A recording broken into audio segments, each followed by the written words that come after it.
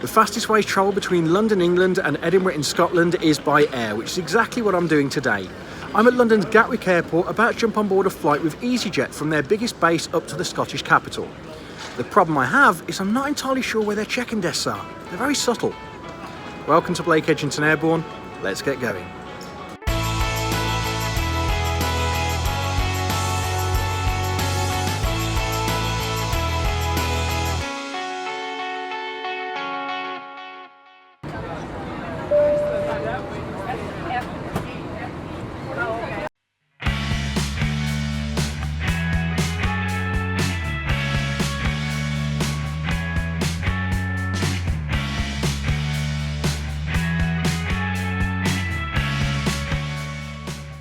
EasyJet check-in is located on level 1 of Gatwick's North Terminal, and of course orange dominates the area. Security is found upstairs, and as this was my first visit to Gatwick for many years, I was keen to see what's available for departing passengers, so let's head airside.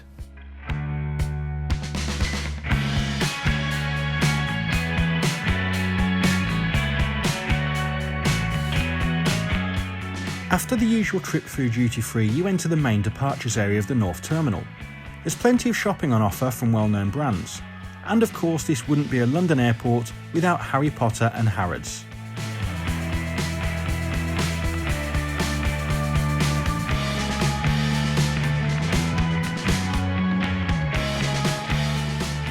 The airport provides a useful guide to the departures area with details of food and drink on offer, and the majority of restaurants can be found on the upper level.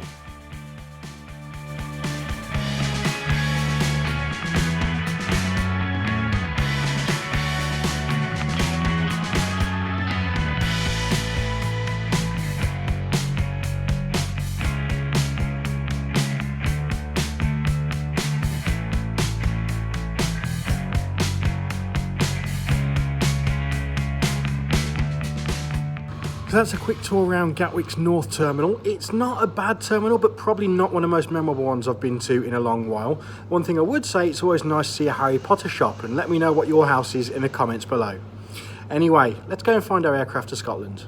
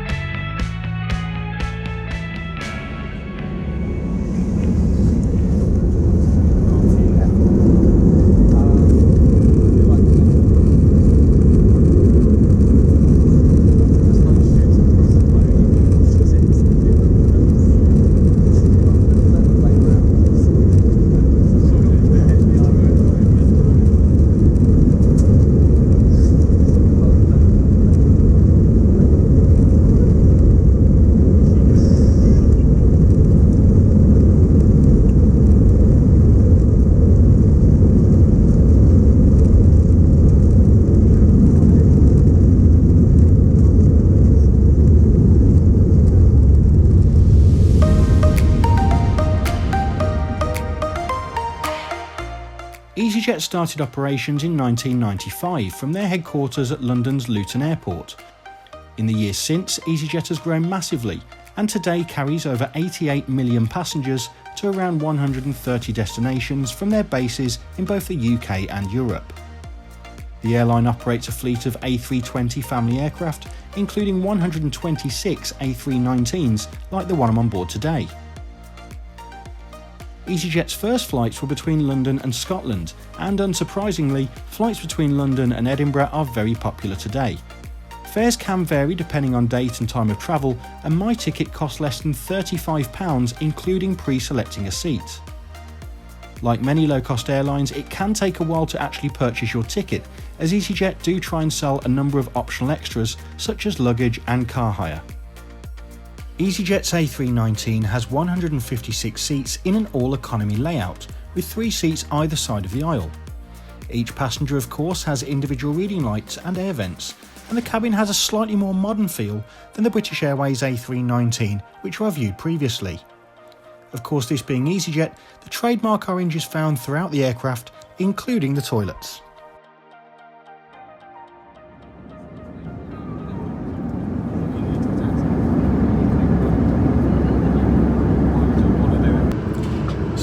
after a bit of a delayed departure, we're now making good progress towards Edinburgh.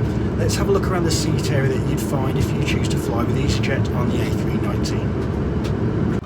Now, like many low-cost airlines, EasyJet doesn't miss a trick when it comes to advertising, as you can see at the top of the seat here. The seat itself is finished in a grey fabric with trademark EasyJet orange patterns. The tray table provides ample space for work or to enjoy items from the snack service, and if you have a drink, there is a deep recess to keep it secure should you encounter any turbulence. Sadly, this table could have definitely used a clean before boarding, and unlike many airlines, it also couldn't be adjusted for smaller passengers or children. Toward the bottom of the seat is of course your literature pocket, which is netted and again finished in EasyJet orange. My particular seat pocket provided a good amount of storage and contained a safety card and shopping guide, although it did appear to be missing a menu and magazine, which was a little bit disappointing. Something quite positive about the seat design though is the legroom. Now, while it's certainly not class leading, for a quick 1 hour flight it was definitely comfortable. Here you can see the seat in all of its glory. Do bear in mind that many EasyJet aircraft now have a much more modern slimline design compared to the one that I experienced on this flight. Ordinarily at this point of the review, I'd show information from the in-flight magazine or items from the menu, but as I didn't have access to either of these on my flight due to a last-minute aircraft change, here's a quick look at what is offered via the EasyJet website. Prices for drinks and snacks are competitive with other low-cost airlines, although if you've seen my low-cost comparison video, you will know that overall I prefer Ryanair's selection for choice and value. The seatbelt signs have now been illuminated and we're making our approach towards Edinburgh.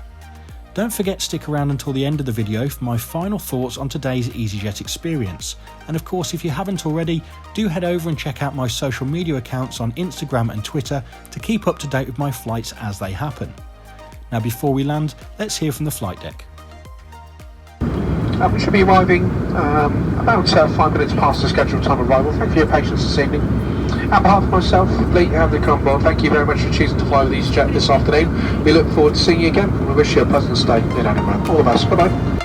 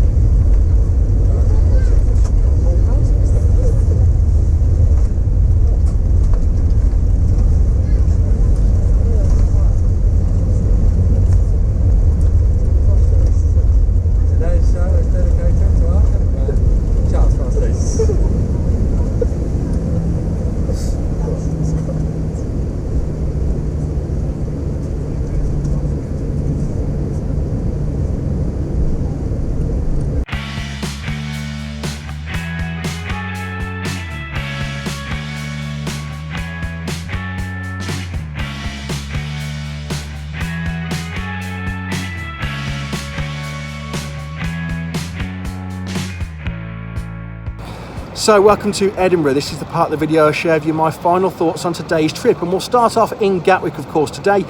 I was a little bit underwhelmed.